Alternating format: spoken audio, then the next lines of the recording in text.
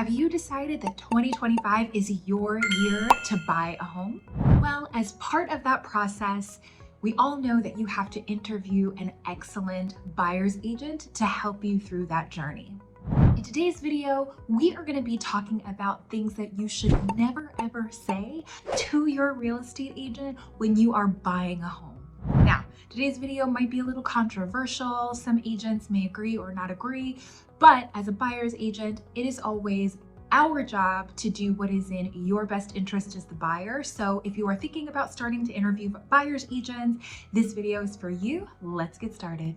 Hi, thank you so much for tuning into this video and welcome to my channel. If you're new here, you have come to the right place where all there is to know about living, working, playing, and thriving in the Baltimore metro region and beyond. Make sure to hit the subscribe button and to tap the bell for notifications so that you can be alerted whenever there is new content to our channel. Okay, one of the first things that you do not need to say to your real estate agent when you are buying a home is giving them all of your financial details. Now, a buyer's agent is going to make sure that you are pre-approved for the home, meaning you have a pre-approval or pre-qualification letter from a qualified lender that lets them know your price point and that you are able financially to buy a home. But beyond this, you don't need to tell them how much money you have in your savings account, what your paycheck looks like every 2 weeks, whether or not you've got money to burn, or you don't need to tell them all of these things. They just kind of need to know the basics, what you're looking to spend total on a home, what you're able to put down on a home, and those are really the only details they need. You don't have to give them every single little bit of your financial life. Another thing that you might not want to share with your buyer's agent is anything that is a really big pressure point for your need or want to move.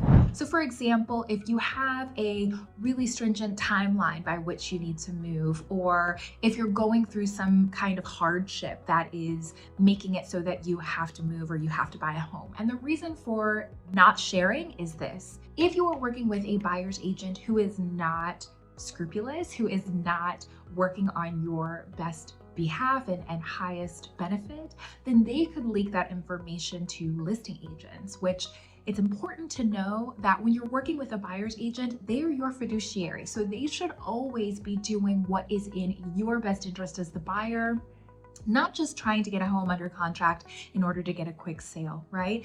And so with that being said, unfortunately, there are some agents out there who just don't do the best possible job they could do for their agents. And so they might say, oh, well, they like the house, we just want to get them under contract. So they might divulge something that is confidential to the listing agent, like, well, their lease expires in 30 days and they have to get into this home, so we're going to be able to make this happen, or they'll come down on the price, or whatever it is. So some things, if you might be in a high pressure situation, you only want to divulge these information, number one, if you really trust your buyer's agent, and number two, if it's absolutely necessary to disclose. Otherwise, if you're not trusting your buyer's agent or think that they might leak something or might share something, number one, you probably shouldn't be working with that person. But number two, just be careful all of the details about your life that you share.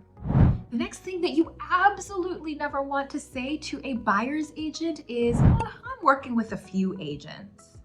No. If you take a look at my video, we're going to link that here. It's a video, do buyer's agents even do anything? And in this video, we talk about the change in the NAR rules, which basically make it so that in order to work with a buyer's agent, you have to have a signed buyer broker agreement with an agent for them to even be representing you, to take you out to see houses, etc., etc. So we are no longer in the days where you can just hop around from agent to agent, just call Zillow and have somebody meet you and not sign any agreements and not commit to one agent.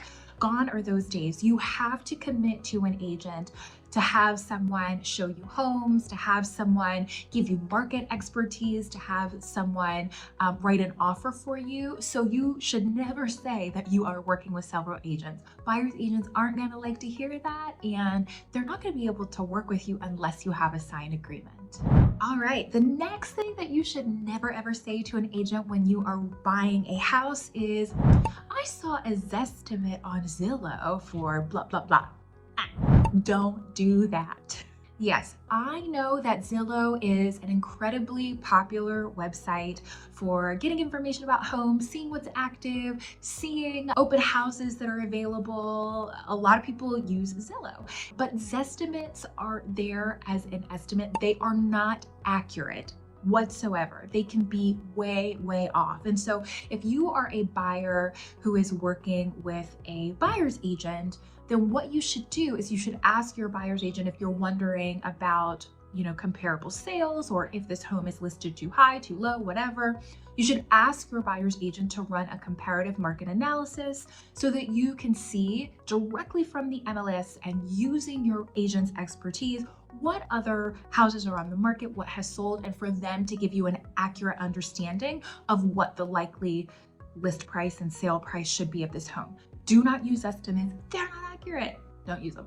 The next thing never to say to your buyer's agent is to give them information on what your ceiling is, your ceiling. So the highest that you would like to offer on a home, or in terms of what homes that you would like to see. Now, it is very, very important for you as a buyer to make sure that you know in your heart and in your head what the maximum amount is that you are willing to pay on a mortgage. And so when you reach out to your lender, in my opinion, the biggest numbers to talk to them about are how much money that you're going to have to bring to closing, right? So that's your down payment and that's your closing costs. And also what is going to be your monthly mortgage payment. In my opinion, just because you might be pre-qualified for $500,000 doesn't necessarily you're gonna like what it looks like to pay a mortgage payment on a $500,000 home. And so that is, those are the two biggest numbers, your cash to close and your mortgage payment amount. And so those are the numbers that you really should be using to think about your price range for homes, right? And it is a common phrase in the real estate world that buyers are liars, right? Because they might say to you, I want to spend $350,000 on a home. You go out, you're showing that to them, and then they might look at the numbers and they'd be like, yikes, 350,000 is too high. That blows our budget. Like, we need to go back down to 300. Or they might say 425 is our ceiling, that's the max, but then they'll email you about a house that is listed at $450,000 and you're like, what? Like, that wasn't even in your collections portal of listings that I'm sending to you because you said that's outside of your range. So I would really be careful with setting these expectations and these limits, because this might mean that your buyer's agent might not be showing you everything. Usually what I do when I'm working with buyers is I will set their search for a little bit lower than what they said their minimum is and a little bit higher than what they said their maximum is. So we're really capturing things, but also things change, right? When they start seeing numbers from their lender, et cetera, make sure that you're communicating those changes to your buyer's agent so that there's open communication, there's no confusion, and you don't feel like they're not meeting your needs simply because they're going off of information that you gave them 4 weeks ago that's no longer accurate, right? So be careful what you say when it comes to your price point. My name is Persia and I am a local Maryland realtor, and every day I get calls, texts, and emails from people just like you who are thinking about buying or selling in Maryland, and I absolutely love it. So whether you are thinking about making a move in the next 9 days or 90 days, make sure to reach out to me and my team. We would absolutely love to help you. You can call us, text us, email us. You can set up a video call, and it would be our pleasure to help you make a smooth transition to Maryland. Okay, so with all of that being said, of things that you should never say to your buyer's agent, I wanted to just share a few tips that are going to help you in today's market with putting offers on things, especially if you're thinking about making an offer on a home in 2025. The first tip to know is that your buyer's agent cannot tell you what to offer on a home, so how much, the price to offer on a home, or what terms to offer on a home. That is completely up to you as a buyer to make that decision, what feels best and what works best for you. It is a buyer's agent's responsibility to give you suggestions, to let you know what has happened in, comparable sales of similar homes, to let you know what the market is like. So if it's a multiple offer situation, what that might mean and how you might make your offer better, stronger, more likely to be accepted, that sort of thing.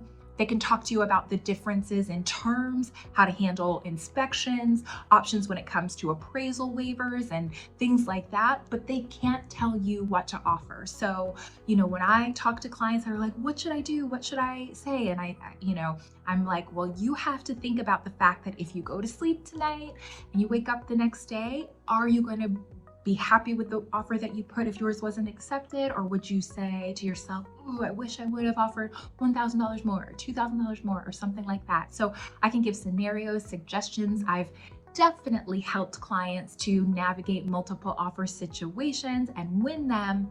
But ultimately, it is your choice as the buyer what to offer and what the terms of your offer are. Another tip that I wanted to share is to be careful revealing too much of your thoughts while you are inside of a home. Now, every listing agreement that I send to my sellers has information that informs them that they are not allowed to record inside of their home. But we all know these days that everybody is connected to Alexa and to all of these devices that potentially record, Ring cameras, all of this. And so there could be recording devices in the home, even though we tell them that they should not have those in the home. And so if you have a really strong opinion about the house, you hate the paint color, you hate the furniture, it's stinky in there, whatever, don't say that inside the home. Okay, don't do that. If you really love the home and you can't wait to make an offer and you're willing to put whatever money that you need to in order to get the home, don't say that inside the home either. Don't say it right outside the door either. Let's, get closer to our cars, or let's get in our cars and drive away and then talk on the phone. So just be careful about how much that you're revealing about your opinions on the home, because people might be listening and watching.